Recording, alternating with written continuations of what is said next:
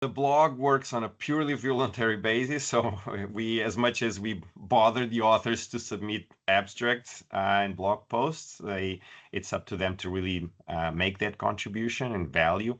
Fortunately, we've never had a problem of people not submitting. Authors are very generous. I think they understand the cause and the benefits of the cause of the blog, and they're very willing to take the time, write their own abstract. We do minor editing just so that the blog posts conform. So, small things like, there's no personal pronouns, for example. So it's voluntary also on our end. It's voluntary on my side, on Domingos' side, and on Olaf's side. So everybody puts in time out of their own busy lives, but we do it because we appreciate the cause and like it so much. Some fun facts about the blog. March was the peak month of publications. Out of the total 214 publications which have been published over the last 10 years in the blog, March is by far the most popular one, with 27 publications. On the other hand, August is the least popular month throughout the year. This likely reflects the academic publication cycle. Most authors are on holidays during August and during the summer, and most conference deadlines are close to March, so it makes sense that March is most popular month. By year, 2022 was the most popular year. We identified 40 publications total, and it's the most popular year over the last 10 years of the blog being run. Another fun fact about the blog, we were able to break down the posts on the blog by research category.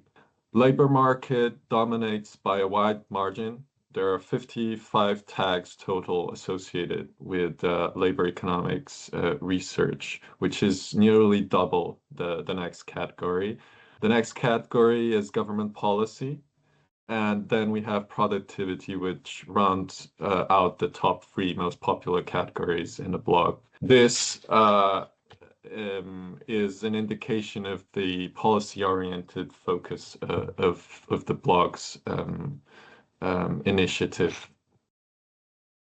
From the total of 214 posts on the blog, there are 431 total unique authors. Most of them appear just once, but there are 7 very prolific authors which appear in 5 or more times. Close to 70% of the authors which are posted in the blog are from Portuguese background, and 30% are likely non-Portuguese. This is an indication of the international orientation of the blog, which has also been a platform to showcase research conducted by international scholars. Contributors to the blog come from at least 60 different institutions across more than 15 countries, spanning academia, central banks, and international organizations.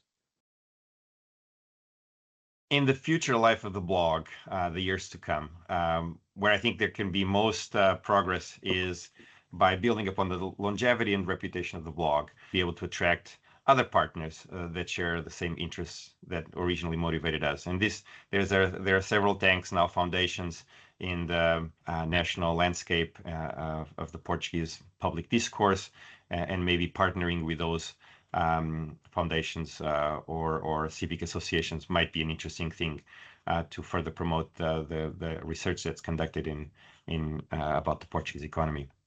Also, another possibility that we're considering is to create a board of editors that expands the ability to tap into, more sources of Portuguese economic research, people that will further help not just select papers into the blog, but also disseminate that same research about the Portuguese economy. Lastly, one important thing, which is for all of you that have Portuguese economic research in mind, that are readers of that research, that are producers of that research, think of the blog as an outlet for that dissemination, but also think of the blog as a possibility to learn some more about the Portuguese economy and what's being done. We're very careful curators, and so all that we've put on the blog as our seal of approval, and we think it merits your attention. Thank you. The blog is always open to new contributors, especially young researchers. So if you're interested in participating, please feel free to reach out. Our contacts are readily available in the blog.